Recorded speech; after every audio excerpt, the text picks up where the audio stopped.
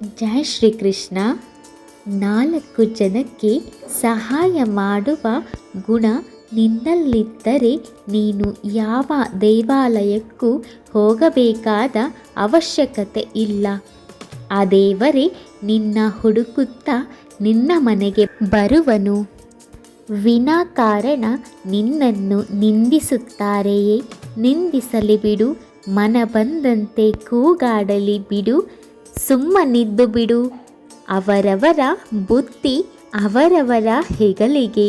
ನೊಂದುಕೊಳ್ಳದಿರು, ಮಾರುತ್ತರ ನೀಡದಿರು, ಸುಮ್ಮನಿದ್ದು ಬಿಡು. ದೇವರಂತಿದ್ದು ಬಿಡು, ದೇವರಾಗಿ ಬಿಡು. ಯಾರಾದರೂ ನಿಮಗೆ ನೋಯಿಸಿದರೆ ದುಃಖ ಪಡಬೇಡಿ. ಯಾವ ಮರ ಸಿಹಿಯಾದ ಹಣ್ಣು ಕೊಡುತ್ತದೆಯೋ ಜನ ಅದೇ ಮರಕ್ಕೆ ಕಲ್ಲು ಎಸೆಯುತ್ತಾರೆ.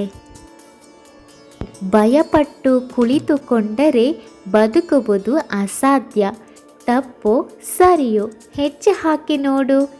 ಗೆದ್ದರೆ ಮುಂದಕ್ಕೆ ನಡೆಸುತ್ತದೆ, ಸೋತರೆ ಮುಂದೆ ನೀನು ಏನು ಮಾಡಬೇಕೆಂದು ಕಲಿಸುತ್ತದೆ. ಒಬ್ಬ ಒಳ್ಳೆಯ ವ್ಯಕ್ತಿಯಿಂದ ತಪ್ಪು ನಡೆದು ಹೋಗಿದ್ದರೆ ಅವನನ್ನು ಕ್ಷಮಿಸಿ. ಯಾಕೆಂದರೆ ಒಂದು ವೇಳೆ ಮುತ್ತು ಕಸದಲ್ಲಿ ಬಿದ್ದರೂ ಅದು ಮೌಲ್ಯಯುತವಾಗಿಯೇ ಇರುತ್ತದೆ.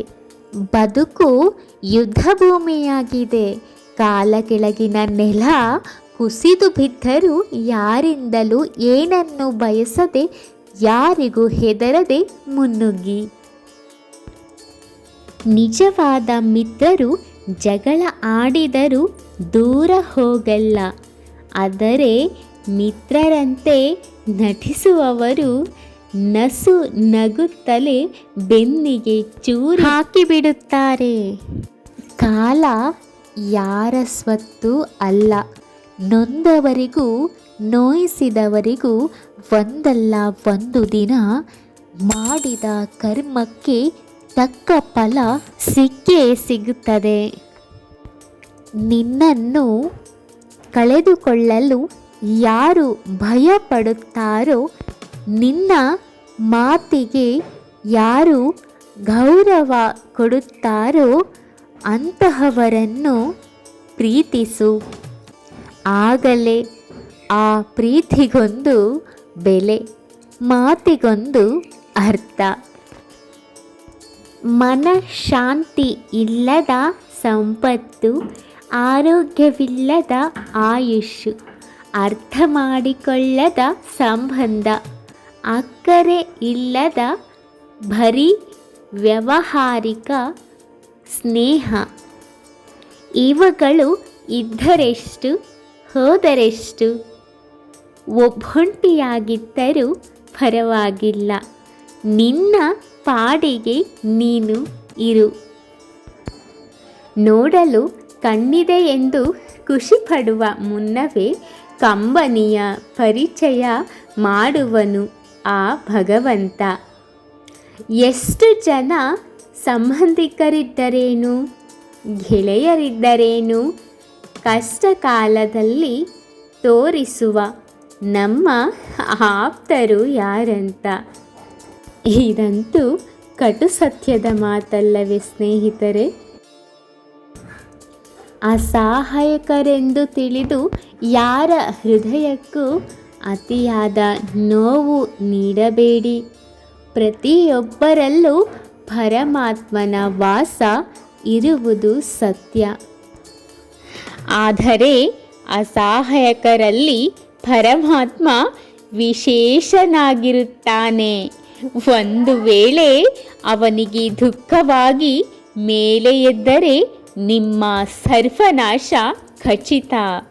ನಮ್ಮನ್ನು ಭಾರವೆಂದುಕೊಂಡವರ ಜೊತೆ ಬಲವಂತವಾಗಿ ಬದುಕುವುದಕ್ಕಿಂತ ದೂರವಾಗಿ ನಿಂತು ಹರಸುವುದೇ ಒಳಿತು. ಸ್ನೇಹವೇ ಆಗಲಿ, ಸಂಬಂಧಗಳೇ ಆಗಲಿ, ಅವರಿಗದು ಉಸಿರು ಅನಿಸಬೇಕು ಹೊರತು ಉಸಿರು ಗಟ್ಟಿಸುವಂತಾಗಬಾರದು. ಯಾರಾದರೂ ನಿಮಗೆ ಕೆಟ್ಟದ್ದನ್ನು ಮಾಡಿದರೆ ಅವರ ಮೇಲಿನ ಕೋಪಕ್ಕೆ ಸೇಡು ತೀರಿಸಿಕೊಳ್ಳಲು ಹೋಗಬೇಡಿ. ಅದು ನಮ್ಮ ಧರ್ಮ. ಆದರೆ ಅವರು ಎಲ್ಲೋದ್ರೂ ಬಿಡಲ್ಲ, ಅವರು ಮಾಡಿರೋ ಕರ್ಮ. ಮೋಸ ಮಾಡಿ ಗೆದ್ದವರು ಉದ್ಧಾರ ಆಗಿದ್ದು ಚರಿತ್ರೆಯಲ್ಲಿಯೇ ಇಲ್ಲ. ನ್ಯಾಯದಿಂದ ನಡೆದವರು ಸೋತಿದ್ದು ಇತಿಹಾಸದಲ್ಲಿಯೇ ಇಲ್ಲ. ಕೃತಜ್ಞತೆ ಇಲ್ಲದ ಮನುಷ್ಯನಿಗೆ ಸಹಾಯ ಮಾಡುವ ಬದಲು ಒಂದು ಗಿಡಕ್ಕೆ ನೀರು ಹಾಕಿ ಅದು ಜೀವನ ಪೂರ್ತಿ ನಿಮಗೆ ನೆರಳಾಗಿ ಇರುತ್ತದೆ. ಮೋಸವಾಗಲಿ ಸತ್ಯವಾಗಲಿ ಅದಕ್ಕೆ ಕಾಲವೇ ಸರಿಯಾದ ಉತ್ತರ ಕೊಡುತ್ತದೆ. ಬದುಕಲು ಗೊತ್ತಿದ್ದವನು ಯಾವುದೇ ಸೌಲಭ್ಯವಿಲ್ಲದಿದ್ದರೂ ಸಂತೋಷವಾಗಿರುತ್ತಾನೆ.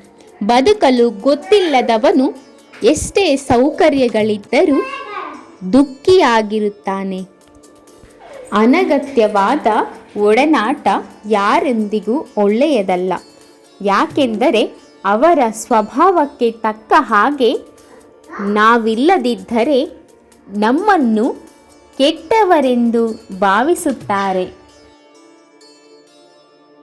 ದುಃಖದ ಬಗ್ಗೆನೇ ಚಿಂತಿಸತೊಡಗಿದರೆ ಸದಾ ದುಃಖಿಯಾಗಿಯೇ ಉಳಿಯುವೆ. ಸದಾ ಸುಖ ಸಂತೋಷಗಳನ್ನು ಧ್ಯಾನಿಸುತ್ತಿದ್ದರೆ ಮುಂದೆ ಸುಖಿಯಾಗುವೆ. ಯಾಕೆಂದರೆ ಮನಸ್ಸು ಹೆಚ್ಚಾಗಿ ಯಾವುದರ ಬಗ್ಗೆ ಧ್ಯಾನಗೊಳ್ಳುವುದು ಅದೇ ಸಕ್ರಿಯವಾಗುವುದು. ಧ್ಯಾನ ಮತ್ತು ಏಕಾಗ್ರತೆ ಪ್ರಪಂಚದ ಅತಿ ದೊಡ್ಡ ಸಾಧನೆ.